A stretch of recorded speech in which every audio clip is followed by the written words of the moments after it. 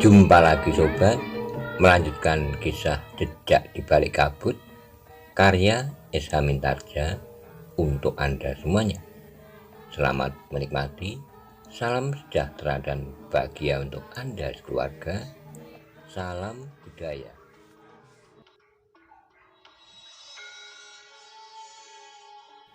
Pada episode sebelumnya dikisahkan, terjadi pertempuran setelah Ki Bekel memerintahkan orang-orang untuk menangkap Wijang dan Paksi. Bagaimana kisah selanjutnya? Simak bersama-sama. Terdengar beberapa orang berteriak, namun suara teriakan itu pun telah diatasi oleh teriakan yang lain. Dua orang terhuyung-huyung dan jatuh terbanting di tanah. Seorang memegangi dadanya, seorang lagi memegangi lambungnya. Ternyata tongkat paksi telah menyentuh dada dan lambung kedua orang itu. Hanya sentuhan kecil, tapi sentuhan itu terasa bagaikan petir yang menyambar.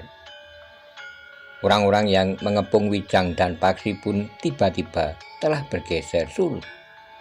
Beberapa orang tengah menolong orang-orang yang terjatuh karena tertimpa oleh kawan-kawannya, oleh orang yang bertubuh tinggi besar, serta orang yang agak gemuk itu. Sementara itu orang yang menimpa mereka pun masih menyeringai menahan sakit di punggungnya. Baru kemudian mereka pun berusaha untuk bangkit berdiri. Sementara itu dua orang yang tersentuh tongkat paksi merangkak keluar dari arena. Rasa-rasanya mereka tidak lagi dapat bangkit berdiri, bahkan ketika kawan-kawannya membantunya. Rasa-rasanya keduanya tidak lagi memiliki tenaga. "Sudahlah," berkata Wijang kemudian, "jangan memaksa kami berbuat lebih kasar lagi. Sampai saat ini kami masih tetap menahan diri, tapi jika kalian masih saja mendesak dan memaksa kami, mungkin sekali kesabaran kami akan sampai ke batas."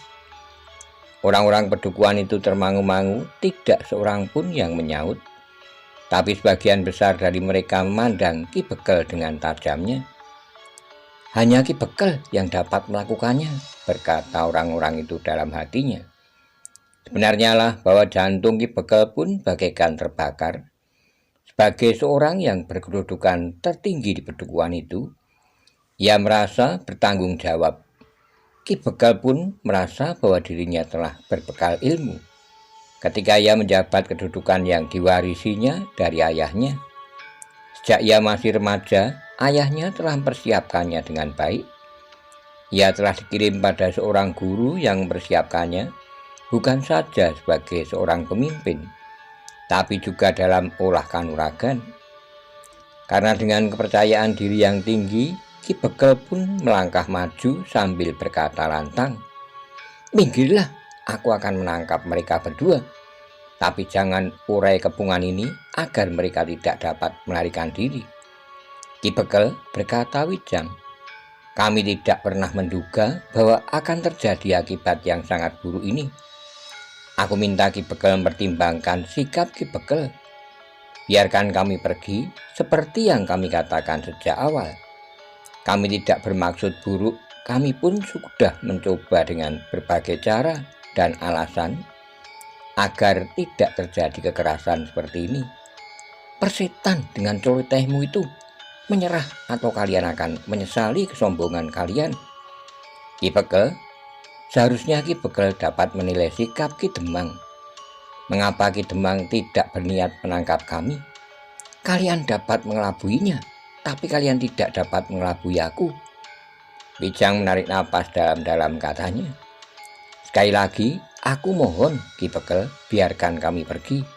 Cukup, menyerah atau bersiaplah, aku akan menangkap kalian berdua." Wijang melangkah selangkah maju sambil berkata kepada Paksi, "Biarlah aku melakukannya, Paksi. Awasi saja orang-orang yang mengepung kita." Paksi mengangguk sambil berdesis, "Baiklah, hati-hatilah." Wijang mengangguk, ia pun menyadari bahwa menilik sikapnya Ki Bekel tentu bukan orang kebanyakan. "Apa yang akan kau lakukan?" bertanya Ki Bekel. "Melawan?" Aku tidak mau ditangkap. Bagaimana dengan yang seorang lagi? Biarlah adikku menjadi saksi. Aku akan menghadapimu, Ki Pekel. Kau telah memaksa aku untuk melakukannya. Persetan, ternyata kau lebih sombong dari dugaanku. Aku ingin menjelaskan dengan cara ini kepadamu, bahwa seorang pemimpin tidak boleh menuduh seseorang melakukan kejahatan dengan semena-mena. Seorang pemimpin juga tidak boleh meremehkan orang-orang yang dianggapnya, termasuk pada tataran pergaulan yang terendah. Yang kau lakukan, Ki Pekel, merupakan kesalahan yang sangat besar, yang akan kau sesali kemudian. Cukup, kau kira seseorangmu itu dapat melunakkan hatiku? Wijang menarik napas dalam-dalam, tapi ia pun kemudian telah bersiap menghadapi Ki Pekel yang marah itu. Dalam pada itu Paksi telah bergeser ke samping seperti pesan Wijang. Maka ia pun mengawasi orang-orang yang sedang mengepung mereka berdua. Ki Pekel yang juga sudah berada dalam kepungan melangkah mendekati Wijang sambil menggeram. Bersiaplah, aku akan menghancurkan kebanggaan dan kesombonganmu serta gerombolanmu. Wijang tidak menjawab, tapi ia pun melangkah mendekati pula. Namun tiba-tiba saja Ki Pekel telah melompat menyerang. Tangannya dengan cepat terjulur lurus ke arah dada Wijang. Namun Wijang pun dengan cepat mengelak. Ia belum menjajaki kekuatan dan kemampuan Ki Pekel, sehingga ia masih harus berhati-hati menghadapinya. Serangan-serangan Ki Pekel kemudian datang beruntun, cepat dan berbahaya. Sekali-sekali Wijang dengan sengaja menyentuh serangan-serangan itu, menangkis sambil mengelak. Dengan demikian maka beberapa saat kemudian Wijang pun berhasil menjajaki kekuatan dan kemampuan Ki Pekel. Ia pun kemudian dengan cepat pula dapat mengukur seberapa jauh kemampuan Ki Pekel dalam olah. Namun Wijang pun menyadari bahwa Ki Pekel itu tentu masih belum mengerahkan segenap kemampuannya. Karena itu maka Wijang telah berusaha memancing seberapa tinggi puncak kemampuan Ki Pekel itu. Karena itulah maka Wijang tidak hanya sekedar menangkis dan menghindar, tapi Wijang pun kemudian telah menghentak pula menyerang. Serangan-serangan Wijang yang datang membadai telah mengejutkan Ki Pekel. Ia tidak mengira anak muda pengembara itu mampu berbuat sebagaimana dilakukan. Karena itu, maka Ki Pekel pun segera melompat surut untuk mengambil jarak. Wijang tidak memburunya. Ia melihat betapa wajah Ki Pekel menjadi tegang. Nafasnya mengalir semakin cepat. Rasa-rasanya sulit untuk mempercayai tataran kemampuan pengembara itu. Ki Pekel, berkata Wijang kemudian, sekali lagi aku minta Ki Pekel berpikir jernih. Aku akan pergi, jangan halangi jalanku, atau aku akan membuka jalanku sendiri. Jika aku harus membuka jalanku sendiri, maka aku tidak bertanggung jawab atas segala akibat yang dapat timbul. Ki Pekel itu menggeram. Ia tidak mau melihat kenyataan itu. Karena itu maka ia pun berkata, aku akan membungkam mulutmu. Wijang tidak sempat menjawab. Orang itu tiba-tiba saja telah melompat menyerang dengan garangnya. Kakinya terjulur mengarah ke lambung, tapi Wijang dengan sigapnya menghindar. Bahkan sambil berputar, kaki Wijang telah menyambar dada Ki Pekel. Ki Pekel pun berhuyung-huyung, namun akhirnya ia tidak dapat mempertahankan keseimbangannya, sehingga Ki Pekel pun jatuh terlentang. Ki Pekel berusaha untuk segera melenting berdiri. Namun demikian ia bangkit, tangan Wijang telah menyambar tengkuknya, hingga sekali lagi Ki Pekel itu jatuh tertelungkup. Ki Pekel itu mengerang kesakitan, wajahnya menjadi kotor oleh debu. Bahkan terasa pahit di mulutnya yang menjadi sangat kotor. Betapa kemarahan membara di jantungnya, namun Ki Pekel tidak segera dapat bangkit berdiri. Sekali terdengar ia mengerang kesakitan. Sementara itu Wijang bergeser mundur. Ia pun segera memberi syarat kepada Paksi, sebagaimana mereka putuskan bahwa mereka akan berusaha meloloskan diri dari orang-orang pedukuhan itu. Dengan demikian maka Wijang dan Paksi akan menghindari kemungkinan yang lebih buruk lagi. Paksilah yang kemudian berjalan di depan sambil memutar tongkatnya. Orang-orang yang mengepung Wijang dan Paksi terkejut melihat keadaan Ki Bekel. Menurut anggapan para penghuni pedukuhan itu, Ki Bekel adalah orang yang tidak terkalahkan. Namun melawan anak muda pengembara itu, Ki Bekel seakan-akan menjadi tidak berdaya. Karena itu, maka orang-orang yang mengepung Wijang dan Paksi menjadi gelisah. Bahkan kemudian perasaan takut pun mulai menyelinap di hati mereka. Sehingga ketika Paksi mutar tongkatnya sambil melangkah ke arah Regol yang sedang diperbaiki itu, orang-orang yang mengepungnya telah menyibak. Sebelum Ki Bekel dapat bangkit dan memberikan aba-aba, maka Wijang dan Paksi telah menghambur keluar Regol halaman. Keduanya pun berlari menjauhi Regol halaman rumah Ki Bekel itu, bukan karena ketakutan, tetapi justru perasaan khawatir bahwa karena tingkah laku mereka di pedukuhan itu akan jatuh korban. Rasa-rasanya memang aneh bagi Wijang dan Paksi yang harus berlari kencang seperti dua ekor tupai yang diburu oleh anak-anak pedukuhan.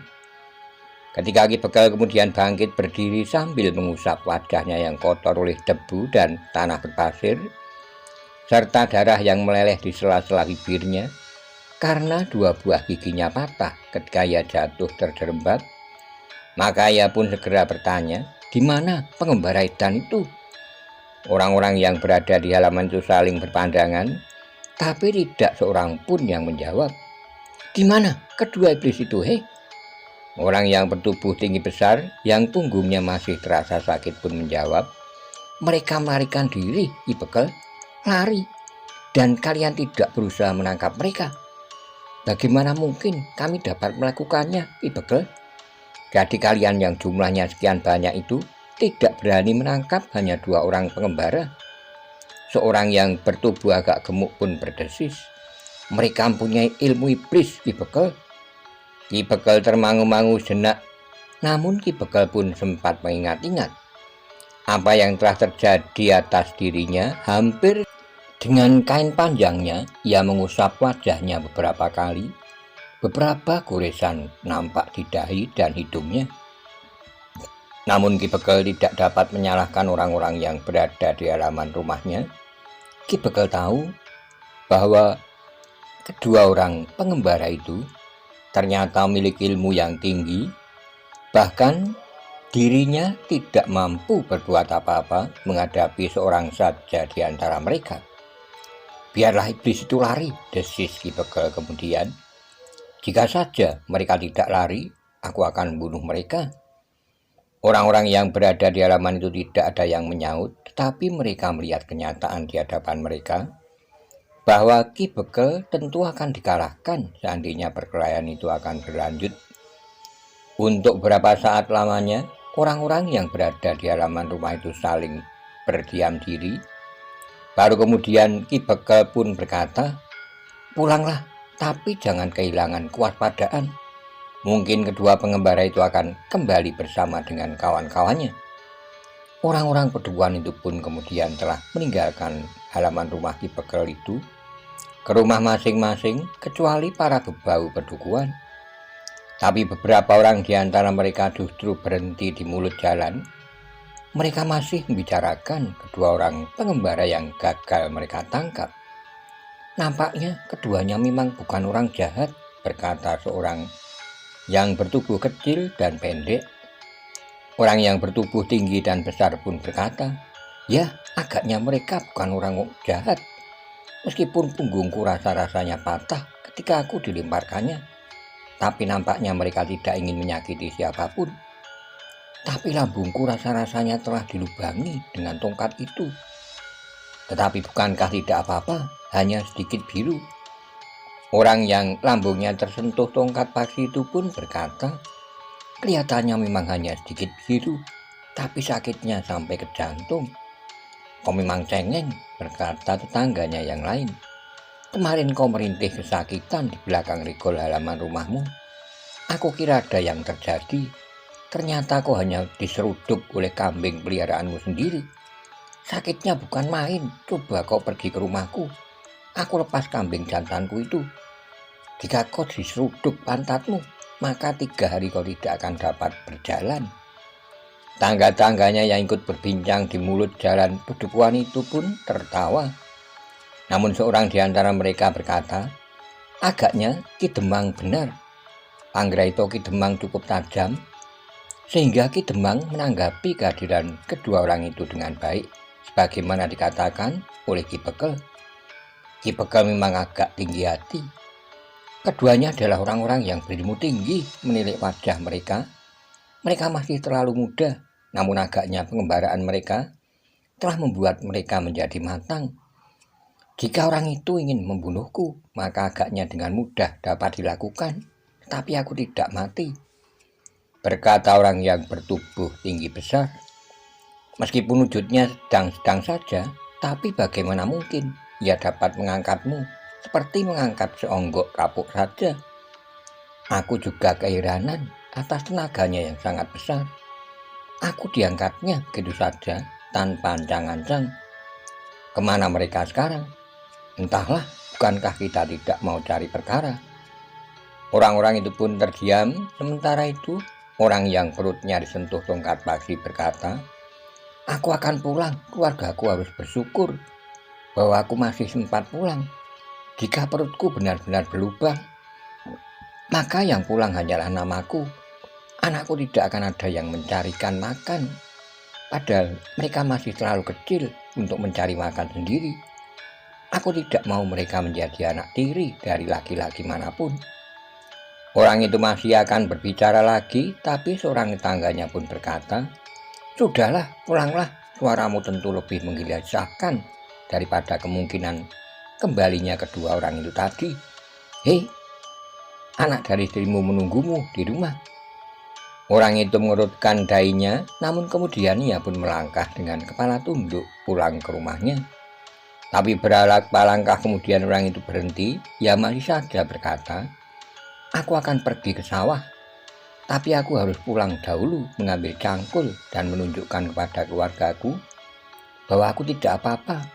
Aku dapat mengatasi kesulitan akibat pukulan tongkat anak muda yang berilmu tinggi itu. Ya, kawannya memotongnya. Baru sekarang kami tetangga-tanggamu sejak kita masih kanak-kanak mengetahui bahwa kau kebal.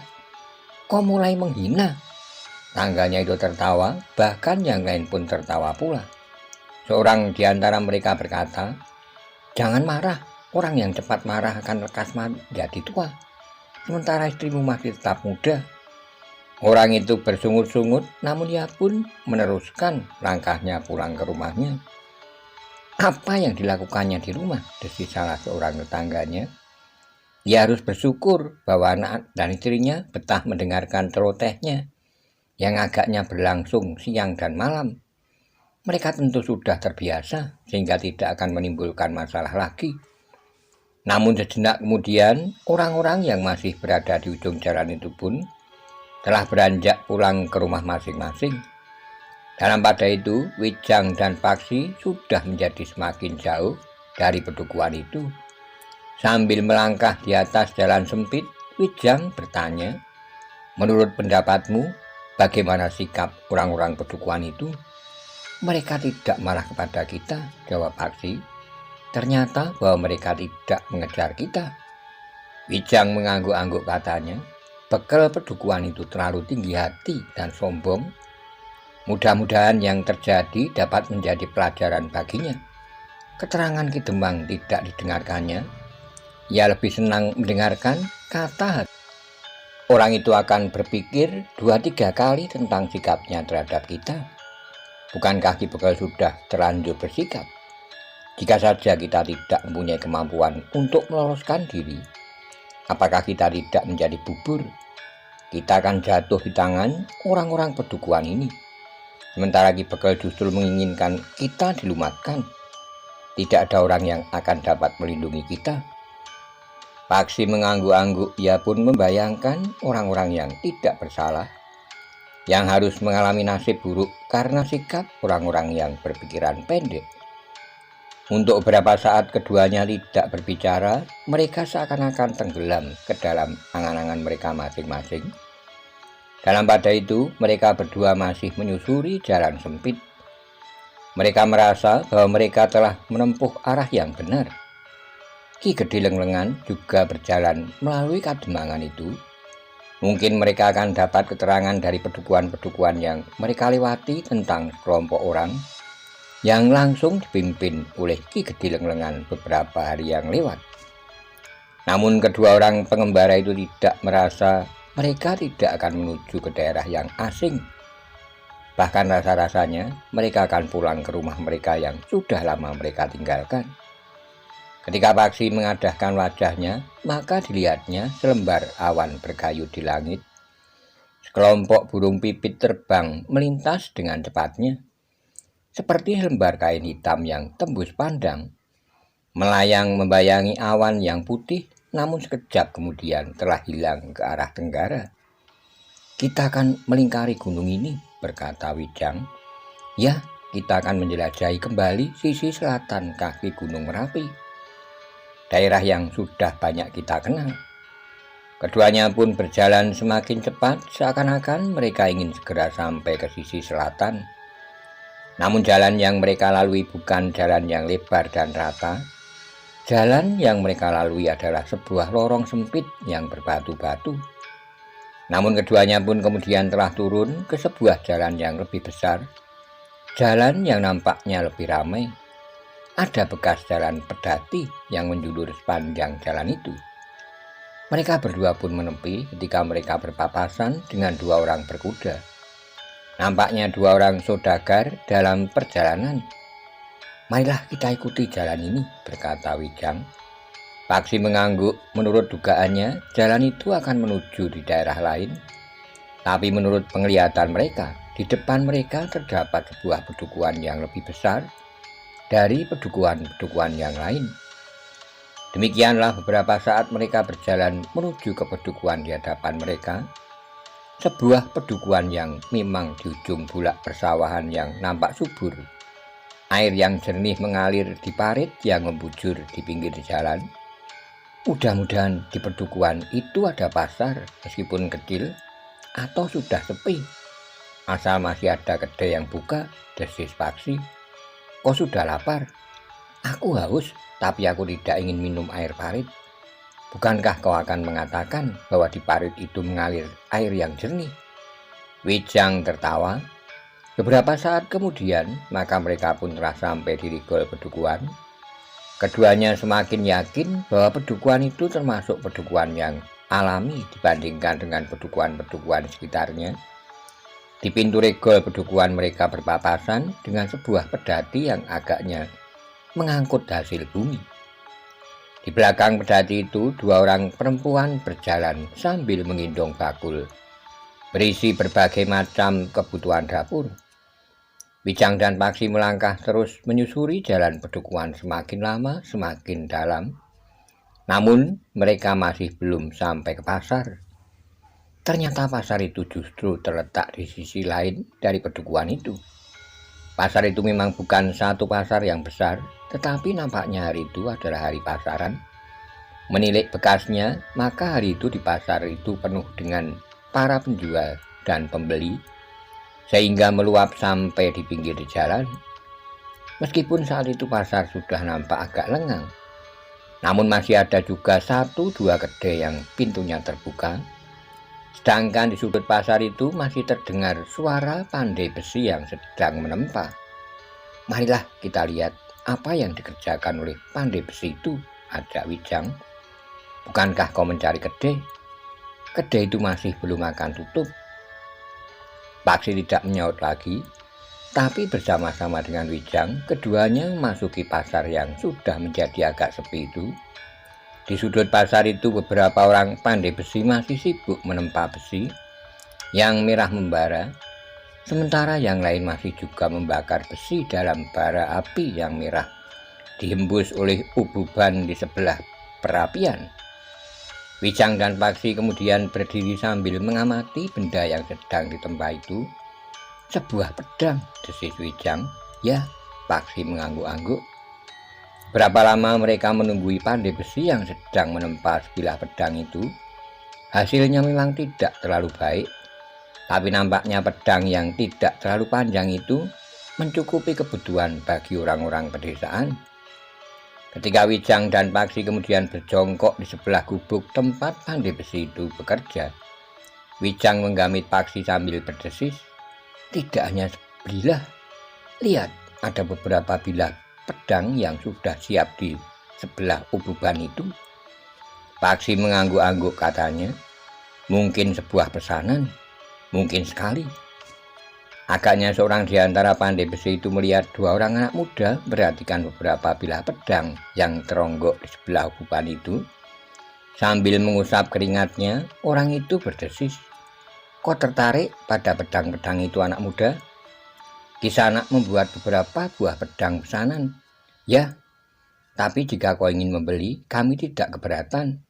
Kami masih juga membuat pedang." Wijang dan Paksi pun kemudian melihat-lihat pedang yang sudah siap itu, tinggal memberi hulu dan membuat sarungnya. "Kau tertarik, anak muda?" bertanya pandai besi itu. Wijang tersenyum katanya, "Pedang yang baik, siapakah yang memesannya?" "Orang pedukuhan telah memesan pedang, bahkan orang-orang dari pedukuhan sebelah menyebelah." "Mengapa tiba-tiba mereka memesan pedang sekian banyaknya?" Pandai besi itu termangu-mangu sejenak, dipandanginya Wijang dan Paksi berganti-ganti. Pandai besi itu tidak melihat kesan buruk pada wajah-wajah mereka. Karena itu maka ia pun menjawab, "Beberapa hari yang lalu sebuah pedukuhan telah dirampok. Orang-orang pedukuhan itu tidak dapat berbuat apa-apa. Mereka tidak berani melawan karena orang-orang pedukuhan itu tidak mempunyai senjata yang memadai. Hanya ada 1-2 orang yang mempunyai keris. Tapi agaknya keris terlalu kecil dan pendek untuk berkelahi melawan perampok yang bersenjata pedang dan golok. Karena itu, maka orang-orang pedukuhan pun telah memesan pedang. Jika para perampok itu datang kembali, maka mereka sudah siap untuk melawannya." Wijang dan Paksi mengangguk-angguk, namun ingatan mereka pun segera lari pada Ki Gede Lenglengan. "Apakah perampok itu jumlahnya banyak?" bertanya Wijang. "Tidak terlalu banyak, tapi pemimpinnya seorang yang sudah cukup tua, tapi masih nampak garang, mempunyai ilmu yang tinggi." Wijang dan Paksi masih mengangguk-angguk. "Nah, apakah kalian juga akan membeli pedang?" "Kami belum pernah mempergunakan pedang di sana. Ada keinginan untuk memilikinya, tapi kami tidak tahu untuk apa. Aku membayangkan, alangkah gagahnya jika aku membawa pedang di lambung. Jika demikian, cobalah memiliki pedang." Tapi pandai besi yang lain yang rambutnya sudah putih tergerai di bawah ikat kepalanya menyaut, "Jangan, anak muda. Jika kalian tidak pernah membawa pedang, sebaiknya kalian tetap tidak membawa pedang. Pedang adalah ciri kekerasan. Alangkah damainya kalian yang tidak terbiasa membawa pedang, karena kalian akan dijauhkan dari kekerasan." Namun pandai besi yang muda menyaut, "Tapi jika bahaya itu datang mengancam kita, tanpa pedang di lambung, kalian akan merasa lebih tenang. Hidup kalian akan terasa damai." Pandai besi yang muda tidak menyaut, namun ia pun kembali ke pekerjaannya, menempa besi dan baja untuk membuat pedang.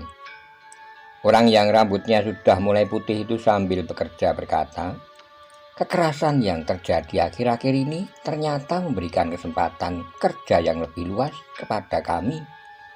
Tapi setiap kali kami harus merenung, adakah kerja kami ini tidak bertentangan dengan tatanan kehidupan antara sesama yang seharusnya saling mengasihi?" Wijang dan Paksi tidak menjawab, tapi pandai besi yang muda itu berkata, "Senjata ini semata-mata untuk mempertahankan diri, Kek. Bukankah di dalam kenyataan hidup masih ada orang yang ingin berbuat jahat, yang ingin memaksakan kehendaknya atas kita? Seandainya orang-orang pedukuhan itu tidak membuat pedang, apa yang dapat mereka lakukan jika para perampok itu datang kembali dengan membawa pedang di lambung mereka? Aku tidak ingkar dari kenyataan itu. Nyatanya aku pun ikut membuat pedang, tapi sebaiknya kedua anak muda itu tidak membeli pedang. Jangan bayangkan bahwa kalian akan nampak gagah jika di lambung kalian tergantung pedang." Wijang dan Paksi mengangguk-angguk katanya, "Ya, kami tidak akan membawa pedang di lambung." Kami hanya ingin sekedar melihat bagaimana pedang itu dibuat." Orang yang berambut putih itu pun terdiam, namun tangannya masih saja sibuk untuk menyelesaikan pedang yang sedang digarapnya. Beberapa saat kemudian maka Wijang dan Paksi minta diri. Perasaan haus itu terasa mengganggu mereka lagi. Apalagi mereka berada di panasnya perapian dari pandai besi itu. "Kita singgah di kedai itu sebentar," berkata Wijang. Namun ketika mereka baru beranjak beberapa langkah dari tempat pandai besi itu bekerja, mereka tertarik kepada sekelompok orang yang berjalan menuju ke tempat pandai besi itu bekerja di sudut pasar. Apa yang akan mereka lakukan? Apakah mereka itu orang pedukuhan yang memesan pedang, desis Paksi? Tidak, tentu bukan. Mereka tentu bukan orang-orang pedukuhan yang memesan pedang. Tampang mereka bukan tampang orang-orang lugu yang mencoba untuk melindungi diri mereka sendiri dengan pedang, tapi orang-orang itu justru orang-orang yang telah matang bermain pedang. Paksi mengangguk-angguk, namun Wijang pun kemudian menariknya minggir. Agaknya lincak bambu itu dipergunakan oleh seorang penjual makanan dan minuman untuk mempersilahkan tamu-tamunya duduk. Tapi karena hari sudah terlalu siang, maka penjual makanan dan minuman itu sudah